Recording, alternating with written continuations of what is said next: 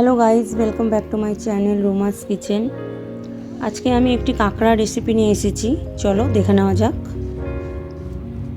প্রথমে আমি টমেটো কুচিয়ে নিয়েছি, পেঁয়াজ কুচিয়ে নিয়েছি, আর বড় বড় করে দুটো পেঁয়াজ টুকরো করে নিয়েছি, 4 টুকরো করে, আর একটি টমেটো 4 টুকরো করে কেটে নিয়েছি।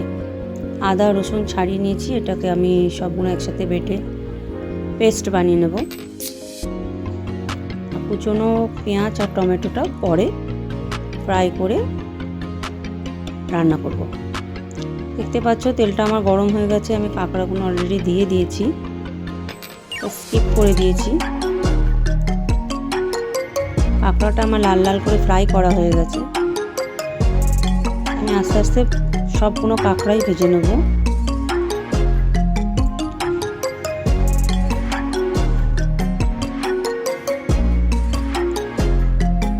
লাল লাল করে সবগুলোই আমি ভেজে নেব। কাঁকড়াগুলো সব আমার ফ্রাই করা হয়ে গেছে। এবার কড়াইতে তেল দিয়ে তেলটা একটু গরম হলেই মশলাটা কষিয়ে নেব। দেখতেই পাচ্ছ আমার কাঁকড়াটা লাল লাল করে ভাজা হয়ে গেছে। আমি পেঁয়াজ, আদা, রসুন, টমেটো কুচি একসাথে বেটে পেস্ট বানিয়ে রেখেছি। তার মধ্যে আমি একটু গোটা জিরে, গোটা ধনে অ্যাড করেছিলাম, ওটা দেখানো হয়নি। তোমরা চাইলে পেস্টের মধ্যে কোনো দিতে পারো গোটা মশলা। গরম তেলে 3টে তেজপাতা দিয়ে নিলাম। এবার কুচানো পেঁয়াজগুলো একটু হালকা লাল করে ফ্রাই করে নেব।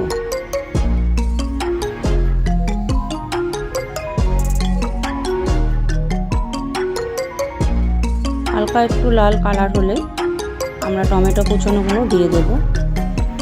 দেখতেই পাচ্ছ পেঁয়াজটা ফ্রাই হয়ে গেছে, টমেটোগুলো দিয়ে নেব, একটু নেড়ে চেড়ে নেব।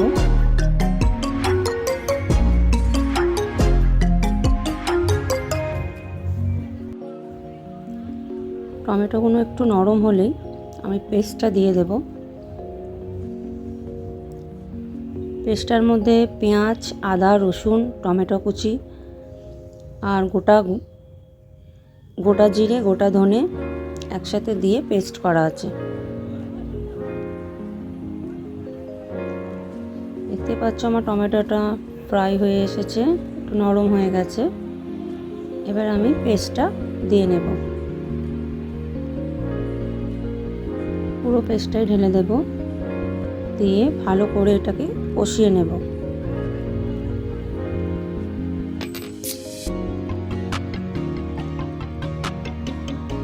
ভালো করে কষিয়ে নেব, যতক্ষণ না কাঁচা মশলার গন্ধটা চলে যায় ততক্ষণ আমি এটাকে কষিয়ে নেব।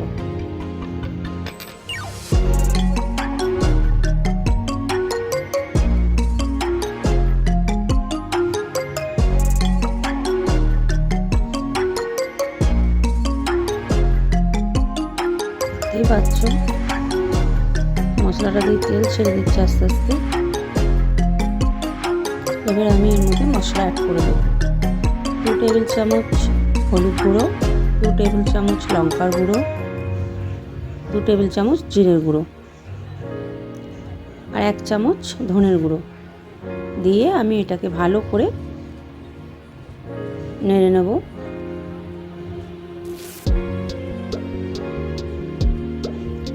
ভালো করে মশলাটা ফ্রাই করে নেব।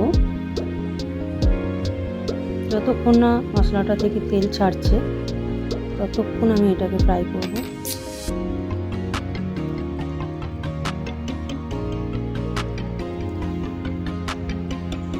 ভালো করে কষিয়ে নেব।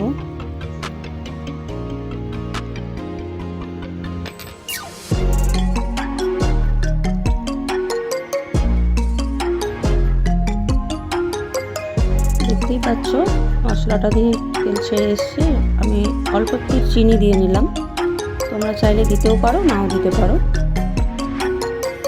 স্বাদ মতো নুন দিয়ে নেব, যতটা পরিমাণ দরকার ততটুকু দিয়ে নেব।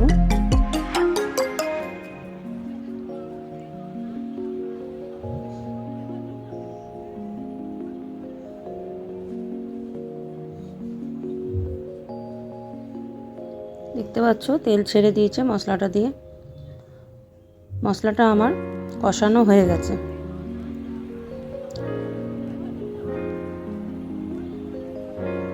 দেখো সুন্দর একটা কালার এসেছে।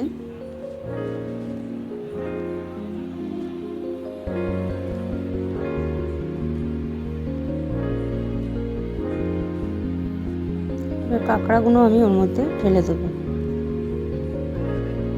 দিয়ে ভালো করে একটু মশলাটার সাথে নেড়ে ছেড়ে নেব, যাতে মশলাগুলো কাঁকড়ার মধ্যে ঢুকে যায়।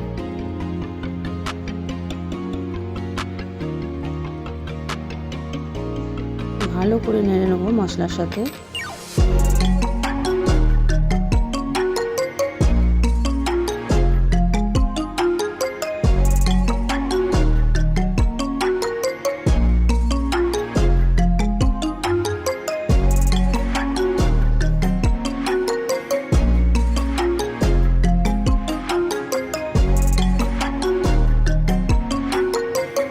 দেখতে পাচ্ছ মশলাটা পুরোপুরি কাঁকড়াটার মধ্যে ঢুকে গেছে। এবার আমার যতটুকু পরিমাণ জল দরকার আমি দিয়ে নেব, দিয়ে ভালো করে নেড়ে চেড়ে এটাকে আমি ঢেকে দেব।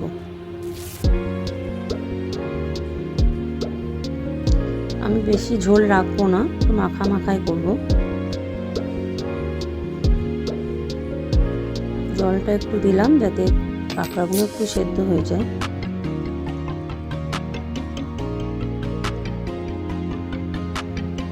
দেখতেই পাচ্ছ আমার কাঁকড়াটা হয়ে এসেছে।